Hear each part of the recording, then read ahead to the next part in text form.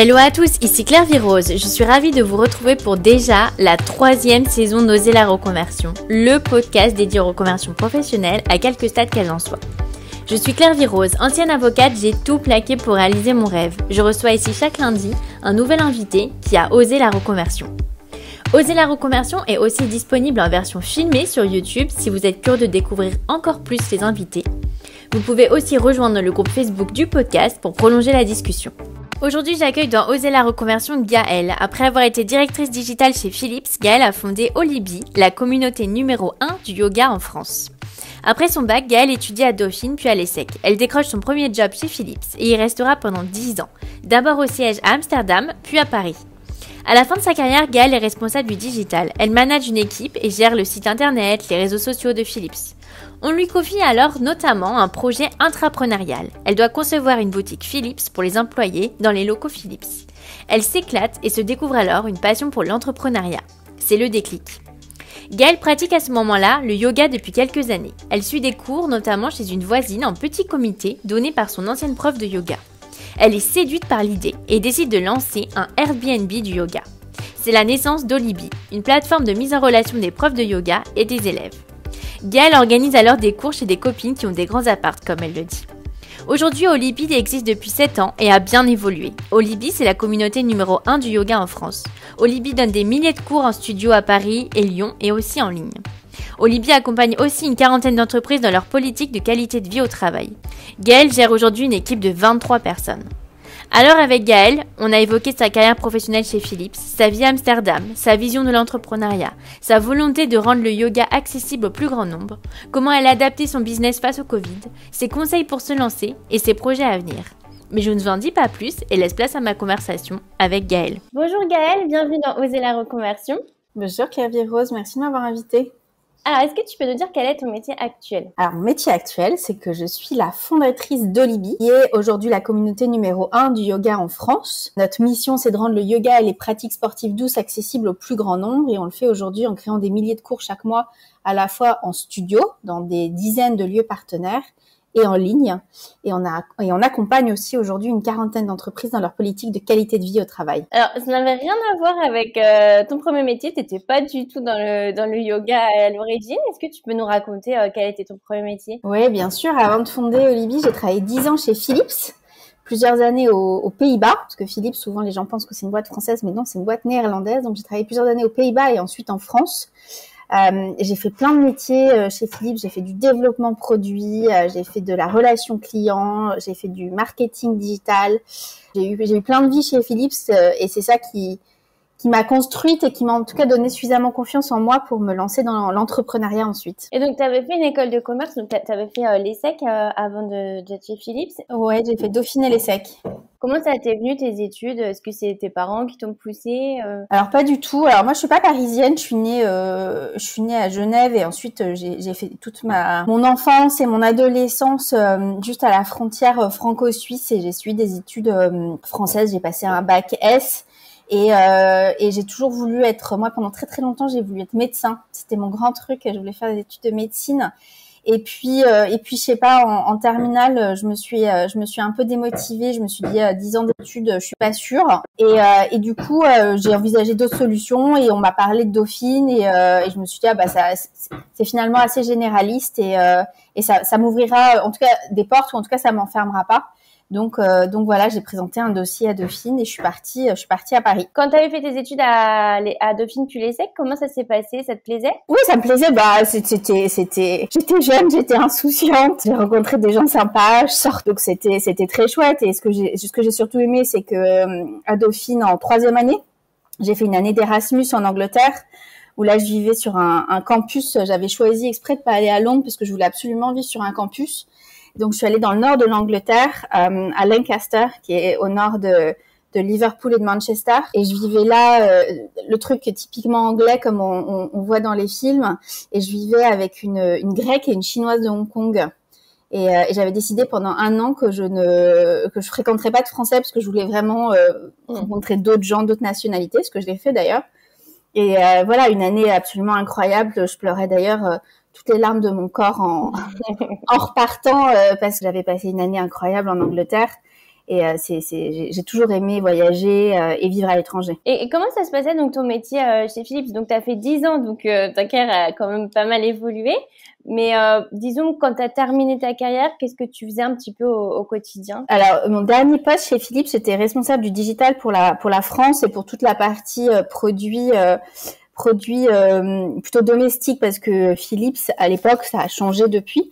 Mais à l'époque, c'était 3 divisions. C'était une division médicale, en fait, donc avec des scanners, des IRM, des défibrillateurs, etc. Une division éclairage, qui est le métier d'origine de Philips, des lampes, des ampoules, enfin tout ce qui est éclairage. Et enfin, toute la division produits domestiques, avec tout ce qui est, blender, sèche-cheveux, rasoir, à l'époque télé, home cinéma, etc. Donc moi, j'étais responsable du digital pour cette partie plutôt produits domestiques. J'avais une équipe qui gérait le site internet, le CRM, les réseaux sociaux. Voilà, donc tout ce qui concerne le digital. Et en parallèle, à l'époque, on m'avait aussi confié, j'ai eu plusieurs projets d'intrapreneuriat. Donc l'intrapreneuriat, c'est l'entrepreneuriat, mais au sein de l'entreprise. Et notamment un qui a consisté à... En fait, on avait un magasin d'entreprise on avait des bureaux à Suresnes, et il y avait un magasin où les employés Philips pouvaient acheter des produits Philips à des tarifs préférentiels. Ça ressemblait un peu à un hangar parce que c'était vraiment juste des étagères avec des boîtes posées dessus. Et un jour, le DG s'est dit, mais c'est plus possible, il nous faut un lieu qui incarne aussi le positionnement et l'image de la marque et la signature. Et donc, il a voulu changer tout ça, il a voulu digitaliser l'espace. Et comme il y avait le mot digital dedans, il s'est tourné vers moi comme j'étais responsable du digital, alors que finalement, ça n'avait pas grand-chose à voir, mais bref. En disant, Gaëlle, c'est toi qui vas le faire. Et voilà, et c'est parti comme ça. Alors au début, j'étais furieuse qu'on m'impose quelque chose, parce qu'évidemment, c'était en plus de tout et que j'aime pas beaucoup qu'on m'impose les choses.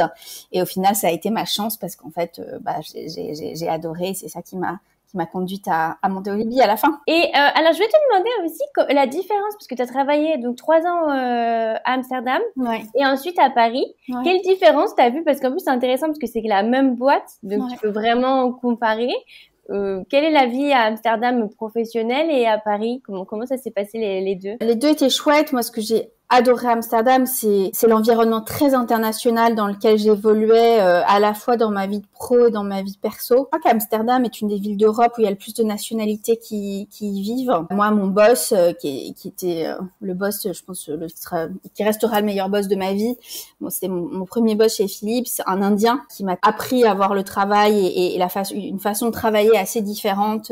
Le management aussi, c'était un manager hors pair. Beaucoup de voyages quand j'étais à Amsterdam, parce que comme je faisais du développement produit et que les équipes de développement étaient en Asie, je voyageais beaucoup à Singapour et à Hong Kong. Or, moi, j'adore l'Asie, donc c'était fantastique. Je voyageais quasiment une fois par mois en Asie. Et encore une fois, enfin, l'époque était telle que aussi la boîte Philips allait hyper bien. Plus le fait que j'étais quand même hyper jeune. Enfin, il y avait une insouciance en fait et une légèreté et une soif d'apprendre et de tout en fait qui était fantastique. À Paris, après, plus de responsabilités. J'ai commencé à avoir des équipes, à gérer des budgets plus gros. Donc c'était différent, c'était aussi un super apprentissage et pour ça Philips est une boîte géniale, c'est une boîte qui permet d'apprendre beaucoup si on se donne les moyens, parce qu'il faut quand même se donner les moyens. C'est une boîte qui permet d'apprendre beaucoup et qui permet beaucoup de passerelles aussi entre les métiers, entre les pays, entre plein de choses. Et ça, c'est une vraie chance parce que ça permet d'élargir son horizon, en fait. Et donc, on va revenir à ton projet intrapreneuriat. Alors, comment ça se passe? Donc là, il te dit c'est à toi. Donc là, passer le moment où tu dis, bon, un truc en plus à faire. Comment tu t'y prends? Qu'est-ce qui se passe? À discuter avec les responsables donc de cette boutique d'employés qui s'appelait la VAP, vente au personnel, et on commence à réfléchir, on commence à voir ce qu'il faut faire, quels sont les besoins, à faire un cahier des charges, à faire des appels d'offres, parce qu'il y avait aussi, il fallait complètement refaire l'espace. Donc on a fait un appel d'offres sur la partie archi d'intérieur, travaux, et un appel d'offres sur la partie digitalisation, parce qu'on voulait installer des bornes pour que le parcours d'achat soit beaucoup plus digital, etc.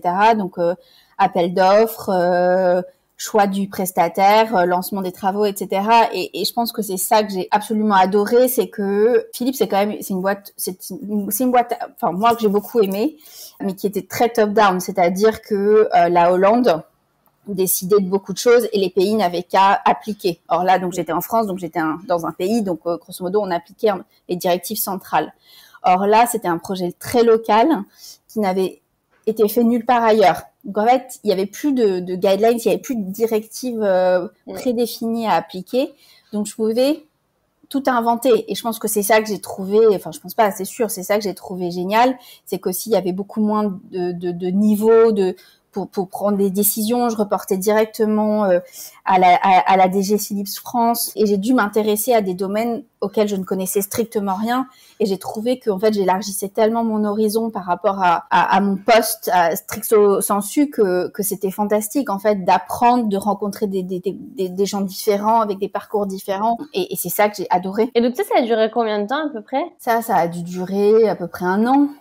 Ce projet. Ouais. Et donc, ça a été pour toi, ça a été ça le déclic? Comment ça s'est passé? Ouais, ça a été ça le déclic. Ça faisait quand même, quasiment 10 ans. J'ai commencé à me poser des questions et je me suis dit, c'est pas un problème de boîte. Enfin, je veux dire, c'est pas aller faire la même chose dans une autre boîte qui me rendra, qui m'épanouira plus. Et donc, j'ai commencé à m'intéresser et en plus sur ce projet-là, en l'occurrence, j'ai pas mal bossé avec mon beau-frère, enfin bref, qui avait remporté un des appels d'offres et qui lui-même était donc entrepreneur, il avait sa boîte. Et donc j'ai commencé à beaucoup m'intéresser à l'entrepreneuriat parce que à part mon beau-frère, personne dans ma famille est entrepreneur. Enfin, on n'est pas entrepreneur depuis 10 générations, quoi. Et il fait quoi lui exactement? Lui, il avait une boîte justement de digitalisation des espaces, il installait des bornes dans tous les centres commerciaux.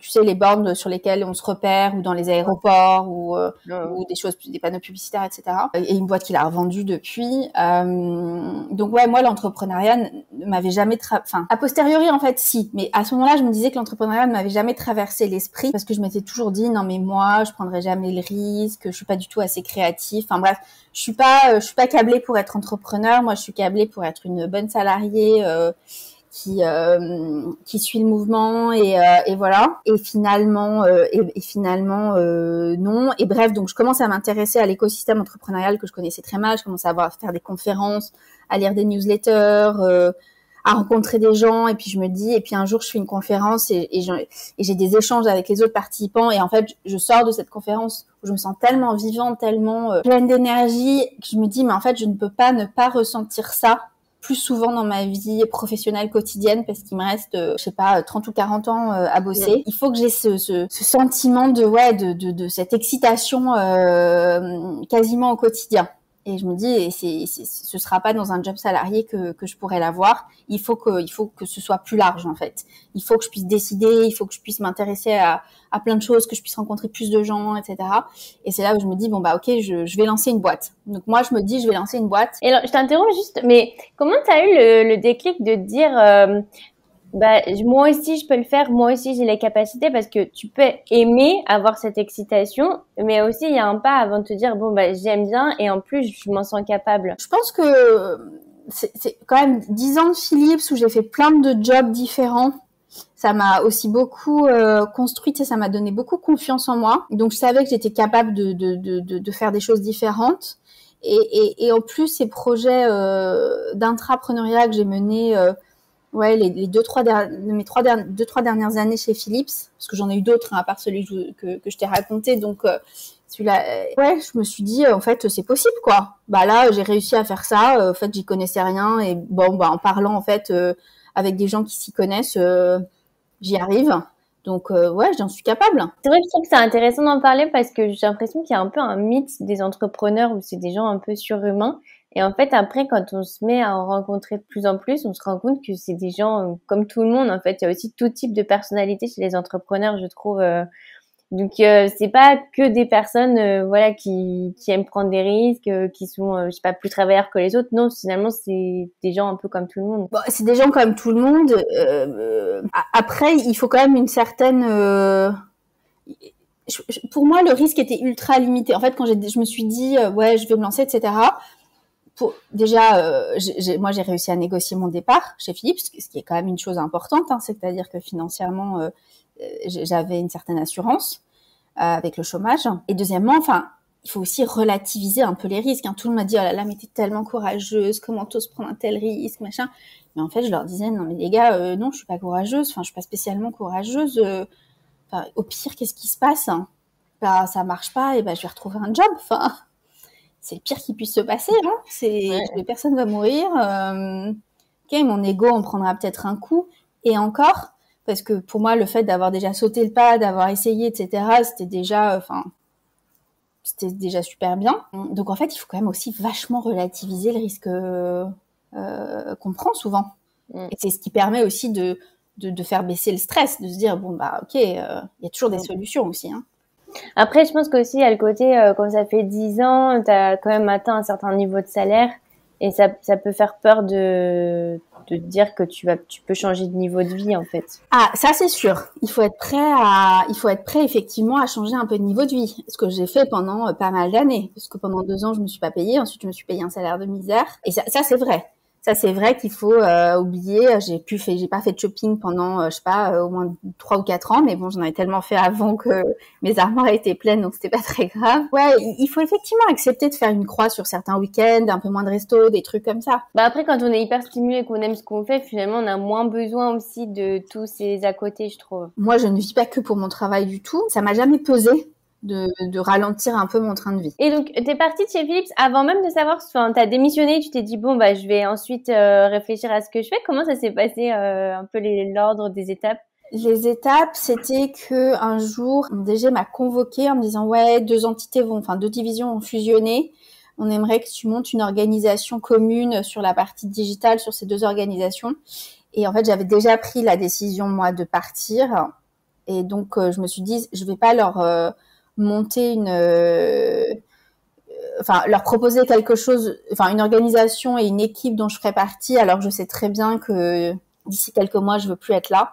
Donc, ça a un peu accéléré les choses parce que je voulais pas l'annoncer aussi vite, mais je me suis dit c'est pas honnête. Donc, hyper vite, j'ai dit non, mais en fait, je vais pas pouvoir le faire parce que j'ai un projet perso. Et c'est ça qui a fait que ça a précipité le truc. Où oui, effectivement, je leur ai dit mais en fait, je veux partir. Alors que je savais que je voulais monter une boîte, mais je savais pas quelle boîte. Et c'est venu après. Mais on a fait, ils ont été super, ils m'ont accompagné, on a fait tout ça en très bonne intelligence. Moi, j'ai aussi fini tous mes projets. J'ai été correcte. Je suis pas partie du jour au lendemain. Je suis partie après plusieurs mois, j'ai fini mes projets. Et ce qui m'a aussi permis, moi, de mûrir et de ma réflexion. Et quand je suis partie, vraiment mon dernier jour, je savais que je monterais au Libye. Alors, est-ce que tu peux nous raconter comment ça t'est venu, le yoga? Est-ce que tu en as toujours fait ou ça a été un peu concomitant? Non, j'en faisais déjà depuis plusieurs années avant de monter au Libye. Et en fait, j'en faisais... alors, j'ai commencé en studio, comme tout le monde. Et puis, ma prof était partie du studio, donc j'avais arrêté. Et puis, elle m'a rappelé un jour en me disant « Mais attends, maintenant, je donne des cours. » Chez une de mes élèves, on se réunit en petit comité tous les samedis. Est-ce que tu veux venir faire du yoga avec nous? Et j'ai dit oui, et j'ai trouvé ça. Et en l'occurrence, la personne qui accueillait les cours habitait pas loin de chez moi. Et donc, je trouvais ça canon. J'allais le samedi matin faire des cours en petit comité chez une dame qui s'appelle Rita, dans mon quartier, où on se retrouvait à 5-6 pour faire 1 heure, 1 heure et demie de yoga chaque semaine. Et en fait, ça faisait à peu près 1 an que je faisais du yoga sur ce format-là, et je me suis dit mais en fait c'est top, et c'est comme ça qu'est née l'idée de Libye, de se dire la première version de Libye, c'était de mettre en relation des élèves, des professeurs de yoga et des élèves hôtes qui souhaitaient accueillir le cours chez eux, une sorte de Airbnb du yoga. Puis après, bon, ça a évolué, mais voilà, c'est comme ça que c'est venu. Et du coup, c'est à ce moment-là que tu as cette idée pour Olibi. Tu as le déclic de te dire, moi aussi, je vais créer mon club de yoga. Ouais, alors, c'était effectivement cette idée de se dire, ok, ce format-là est hyper pratique. Est-ce que ça vaudrait le coup de voir si on peut pas en faire un business? En parallèle, j'ai quand même commencé à regarder aussi le marché, parce que c'est bien beau, mais il faut aussi qu'il y ait le marché et qu'il y ait vraiment de la demande. Et donc, j'ai commencé à m'intéresser au marché du yoga, et on a l'impression que le marché du yoga, on a l'impression que le yoga, globalement, le sentiment de beaucoup de gens, c'est que c'est un marché niche, que ça concerne quelques bobos du 11e qui aiment boire des jus et manger des graines. Non, mais c'est une image hyper répandue, qu'on qu'on me renvoie et dont on me parle encore beaucoup, ou un truc un peu chiant où tu restes assis pendant 1 heure à réciter des ohms, alors que déjà il y a des dizaines de pratiques de yoga différentes, du plus dynamique au plus doux, que le marché du yoga avant même Covid, c'était un marché qui faisait 80 milliards de dollars, aujourd'hui il doit faire à peu près 100 milliards, avec des taux de pénétration différents selon les pays, mais parce qu'aux États-Unis, il y a quand même un Américain sur 10 qui en fait, c'est énorme, et comme on sait qu'en général les tendances, c'est que ça vient après en Europe. Enfin bref, donc je me suis dit ok, concept quand même intéressant, il y a une vraie profondeur de marché. Ensuite, je me suis intéressée au sport de façon plus générale, et j'ai noté qu'il y avait 2 freins principaux à une pratique sportive régulière, pas que le yoga, mais le sport en général. Le premier frein, c'est l'absence de proximité géographique. Donc, quand il faut faire une demi-heure de métro ou prendre sa bagnole une demi-heure, on se démotive d'autant plus vite. Et le deuxième frein, c'était le prix. Donc voilà, donc avec ce concept il y a des cours chez des gens partout dans son quartier. On faisait complètement céder la barrière de l'absence de proximité géographique parce que c'était ultra simple. Et sur le coup, on gardait pour des cours en petit comité, c'était un cours au départ à 20 euros, ce qui est hyper raisonnable quand c'est plutôt pour un cours quasiment particulier, c'est alors qu'un cours collectif à Paris, en moyenne, c'est 20 euros. Alors, c'est marrant que tu dises que pour toi, ça semblait niche, parce que justement, moi, une de mes questions, c'était est-ce que le marché n'était pas déjà saturé? Parce que on entend énormément parler de yoga, enfin, bon, en tout cas, à Paris, c'est sûr, puisque c'est une grande ville où les gens pratiquent sûrement plus que dans les autres villes. Mais justement, moi, c'était ma question de me dire, lancer un club de yoga, ça pouvait pour moi pas être évident, parce qu'on a l'impression justement qu'il y en a déjà beaucoup en fait. Ça c'est effectivement, ces 10 dernières années, ça s'est beaucoup développé. Après, Olibi a bientôt 7 ans, hein, donc c'était au début. C'était pas un club de yoga, c'était pas un énième studio. C'était vraiment cette idée de studio nomade où on va chez des gens, enfin ouais, de Airbnb du yoga. Donc c'était quand même un concept assez différent de tout ce qui pouvait exister. Et non, il y avait, le marché était justement en pleine expansion. À ce moment-là, il y avait beaucoup de place et il y a encore de la place pour tout le monde. Et qu'est-ce que ça veut dire Olibi? Alors Oli, c'est pour OLY, c'est pour holistique, mais sans le H, parce que je voulais pas que ça fasse holy, sacré en anglais, parce qu'il y a déjà suffisamment d'a priori sur le yoga. Et Bi pour être. Au moment où tu as l'idée et que tu mets en pratique, qu'est-ce qui se passe un peu? À partir du moment où tu as l'idée, qu'est-ce que tu fais? Combien de temps ça dure? Alors hyper vite, moi je teste le concept. Avant même d'être partie de chez Philippe, j'avais créé une page Facebook Olibi et je commençais à organiser des cours chez mes copines qui avaient des grands apparts. Ça, je les remercie parce que elles ont toutes joué le jeu. Et donc ouais, je commence à organiser des cours chez des copines, de voir si j'arrive pour le coup c'est du réseau, hein, donc c'est chacun, on fait tout appel à nos réseaux pour faire venir du monde. J'essaye de voir est-ce que c'est facile de trouver un prof, est-ce que les gens sont prêts à payer, est-ce que c'est compliqué d'amener son tapis. Enfin bref, voilà, je teste hyper vite en fait le concept pour me rendre compte de ce qui prend et ce qui prend pas. Et puis à la fin des cours, j'amenais l'apéro pour débriefer et avoir le feedback des participants. Et je fais ça plusieurs fois pour tester dans différents endroits avec différentes personnes. Vous êtes à peu près combien par cours du coup? Là, c'est des cours chez les gens, donc on est 5-6.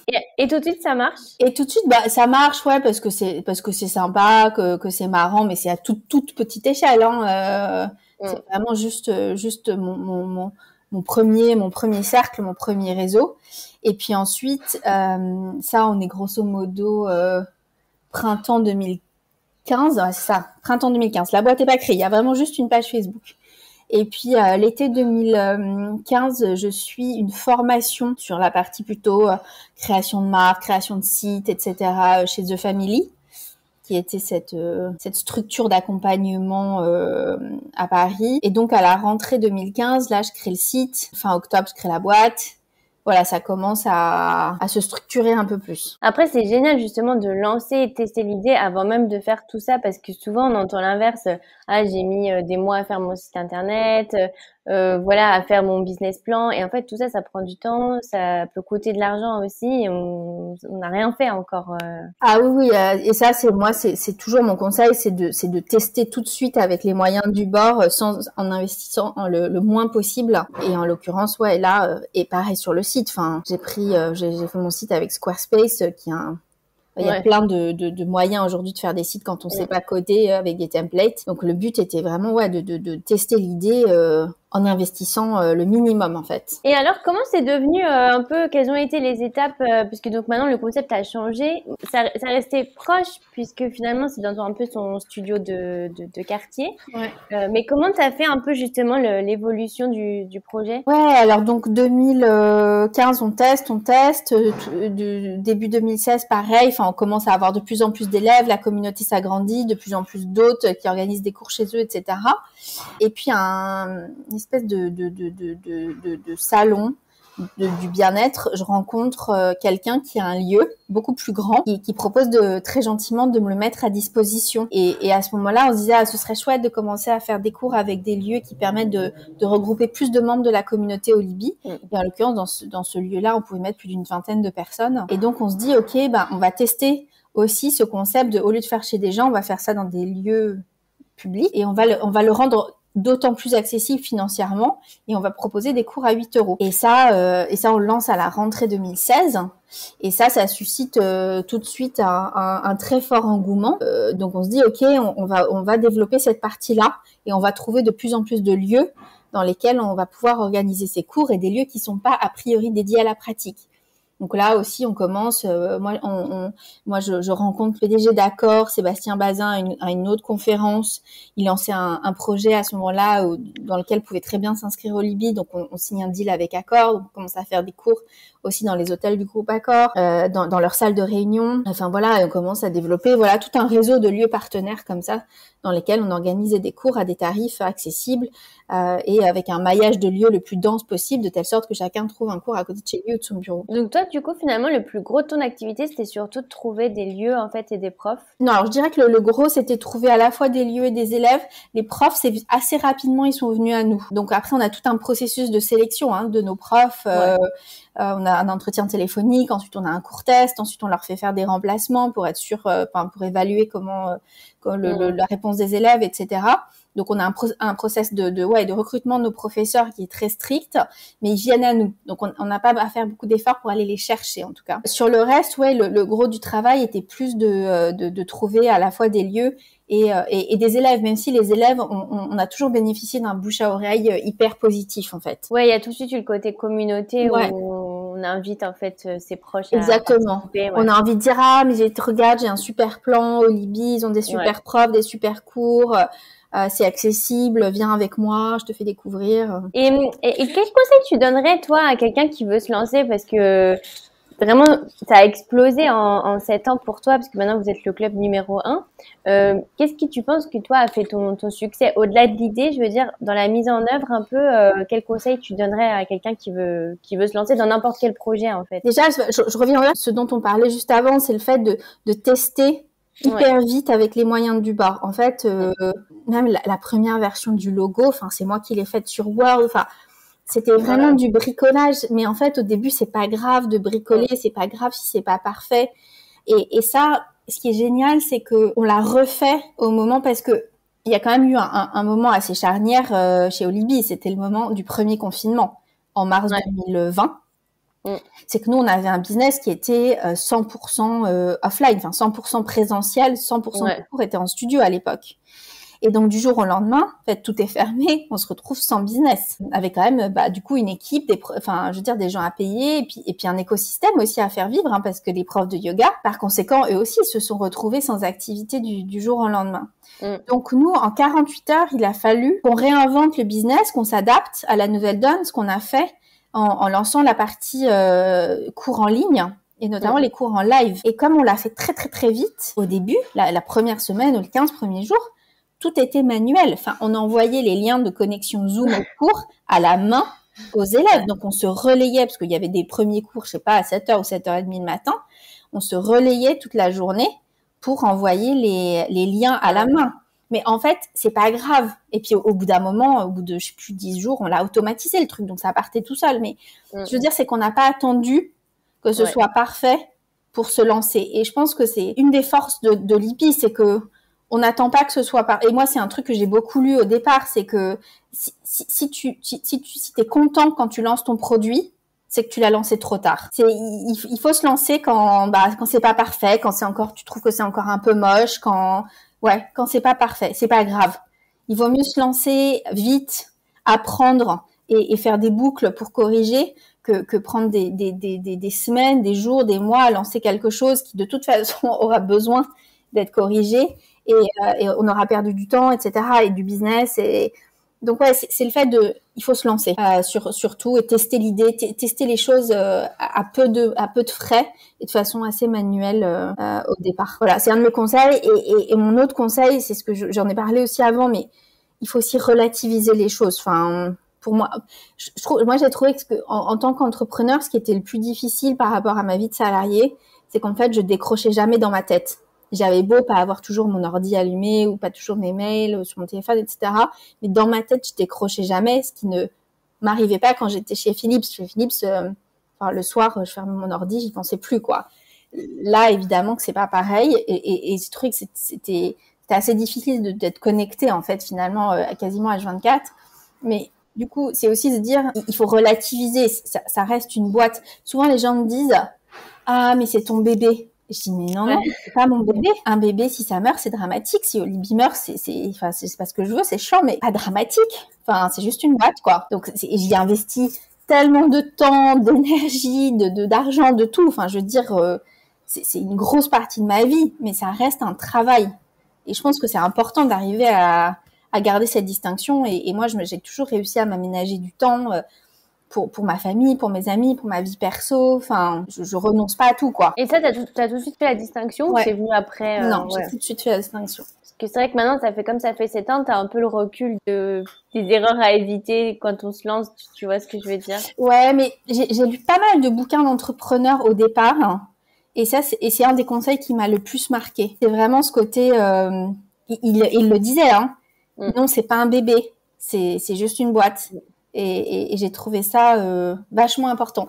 Après, quand j'ai lancé ma boîte, j'avais déjà 35 ans, donc j'avais aussi un peu une maturité différente de celle que j'avais quand je suis sortie de l'école. Et je pense que ça aide aussi à relativiser. Est-ce qu'il y a quelque chose qui t'a surprise entre le moment où tu t'es lancée, ta vision un peu peut-être de l'entrepreneuriat, du yoga, est-ce qu'il y a quelque chose où tu t'es dit je m'attendais pas à ça, je pensais pas que c'était comme ça? Pas franchement, parce que je m'attendais à rien et j'avais rien projeté au départ.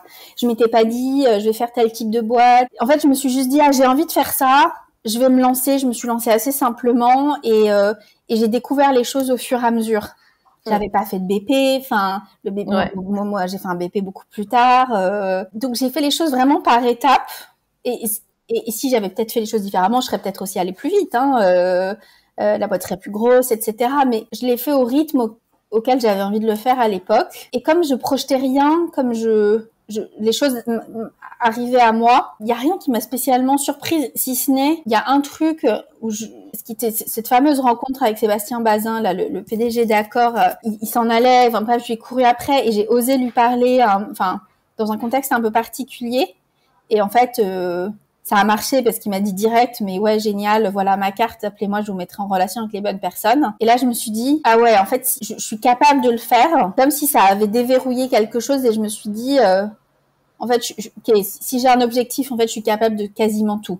Il y a pas tellement de limites. Et ça j'ai découvert ça en moi. Aussi, je trouve, ce qui est super sympa, c'est le côté, il n'y a pas de manuel et il n'y a pas de règles et c'est à toi de trouver comment faire, en fait. Tu vois ce que je veux dire? Par exemple, là, tu vois, tu l'as couru après, tu l'as rencontré, t'as osé.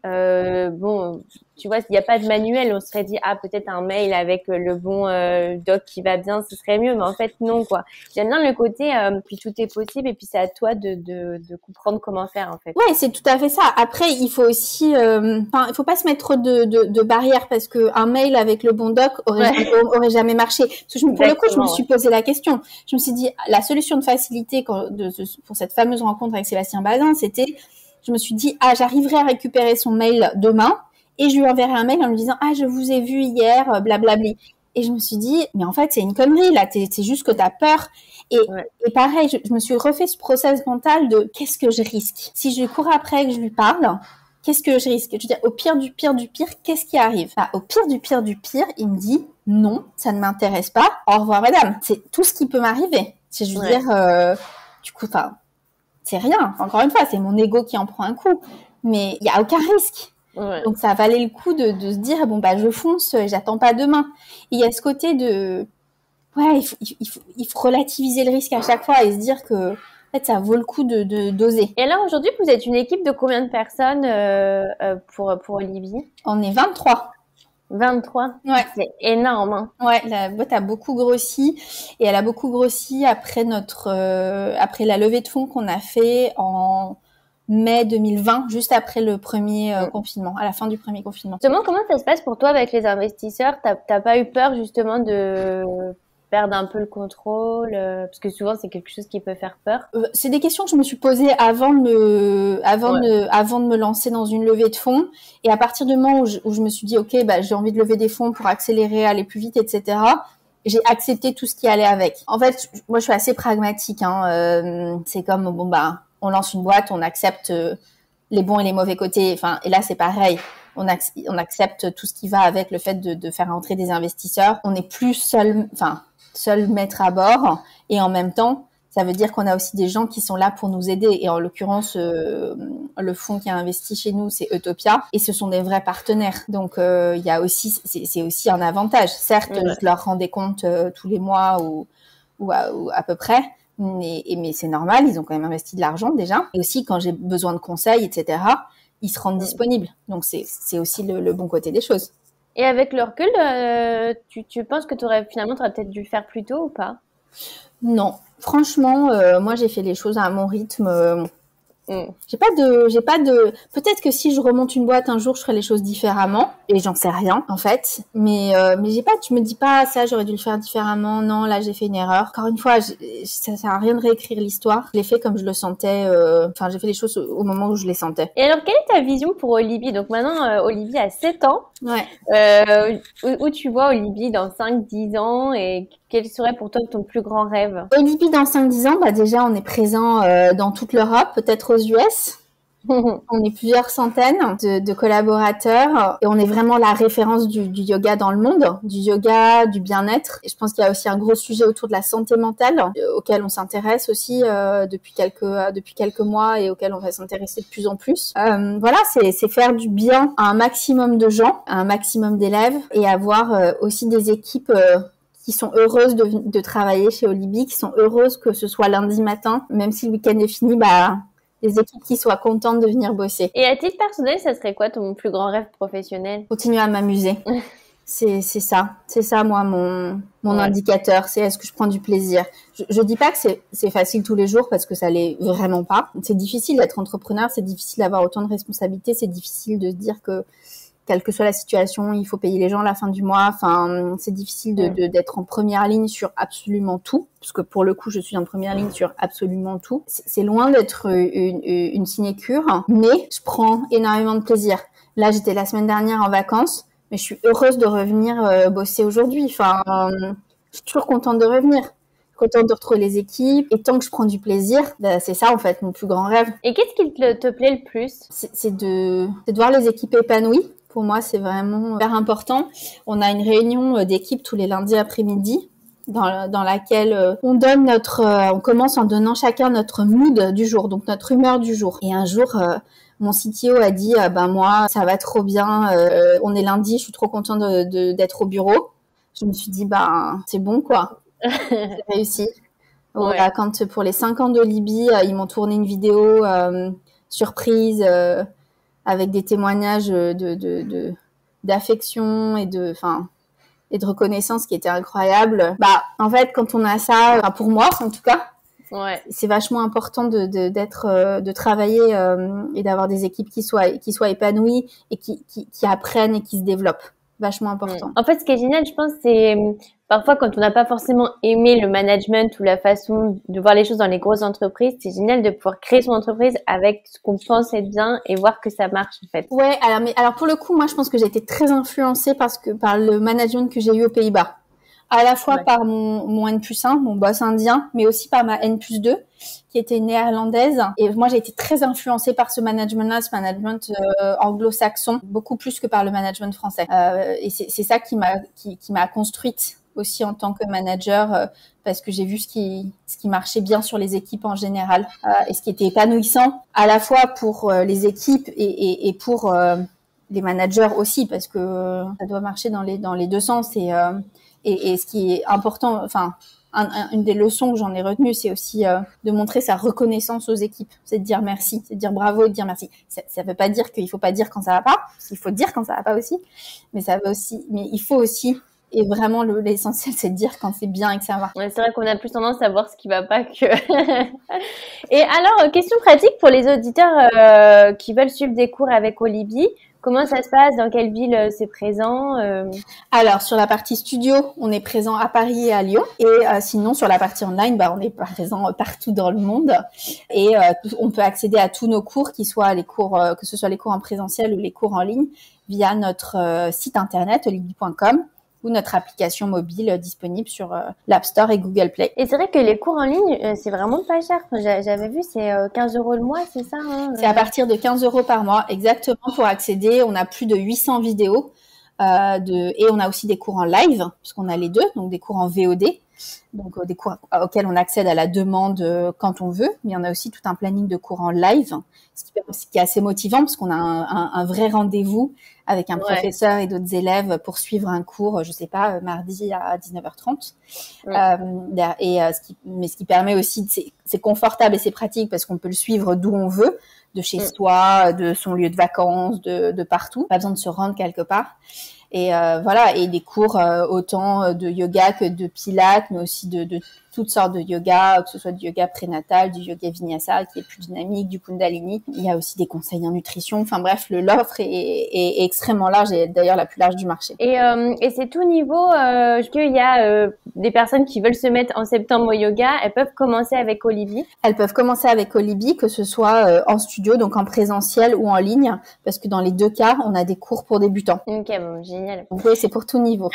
Et on a même des cours parce qu'on a même lancé la Olibi School, qui permet d'aller plus loin dans sa pratique, soit carrément en se formant au métier de professeur de yoga, soit en faisant des stages de plusieurs jours pour approfondir sa pratique. Donc, on peut vraiment aller du début, de démarrer avec Olibi jusqu'à devenir jusqu'à une pratique beaucoup plus avancée.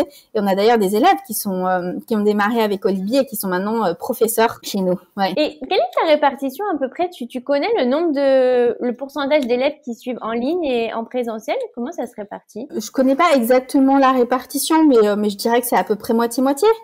Ouais, il y a pas mal de gens en ligne aussi. Ouais, il y a pas mal de gens en ligne, ouais. Alors, dernière question, c'est toujours la question que je pose à la fin. C'est quoi pour toi une reconversion réussie? Une reconversion réussie, c'est une reconversion qui fait qu'on est content de se lever le matin et que on a la niaque, on a de l'énergie, on a envie d'y aller, quelles que soient les difficultés. Enfin bref, c'est une reconversion qui, même si la montagne paraît un peu haute, la destination finale paraît un peu haute, c'est pas très grave parce qu'en fait, on kiffe le chemin et on arrive à apprécier chaque jour qui passe et les petites victoires et les bons moments, parce qu'en fait, même quand c'est dur, il y a des choses positives. En tout cas, un grand merci Gaëlle. Franchement, c'était un témoignage hyper inspirant, hyper motivant. Je pense que ça va inspirer beaucoup d'auditeurs. Donc, je mettrai tous les réseaux sociaux et le site internet d'Olibi pour les auditeurs qui veulent suivre les cours. Merci beaucoup. Merci à toi Claire Virose, à bientôt. Et voilà, fini pour aujourd'hui. Merci d'avoir passé tout ce temps avec moi. Si vous avez aimé l'épisode, abonnez-vous et laissez-moi un commentaire si vous écoutez l'épisode sur YouTube. Et si vous écoutez l'épisode sur Apple Podcast, abonnez-vous, laissez une note 5 étoiles et un avis. C'est ce qui donne le plus de visibilité à ce podcast. N'hésitez pas à en parler autour de vous et à partager l'épisode sur les réseaux sociaux pour aider un plus grand nombre à oser la reconversion. Si vous voulez prolonger la discussion, rejoignez le groupe Facebook du podcast, je vous mets le lien dans les notes de l'épisode. Ensuite, si vous cherchez toutes les notes avec les références, allez dans le détail du podcast. Si vous souhaitez devenir annonceur, me proposer un invité ou me poser vos questions, je serai ravie d'y répondre sur Instagram ou sur YouTube sous le pseudo Claire Virose ou par mail à l'adresse clairevirose@gmail.com.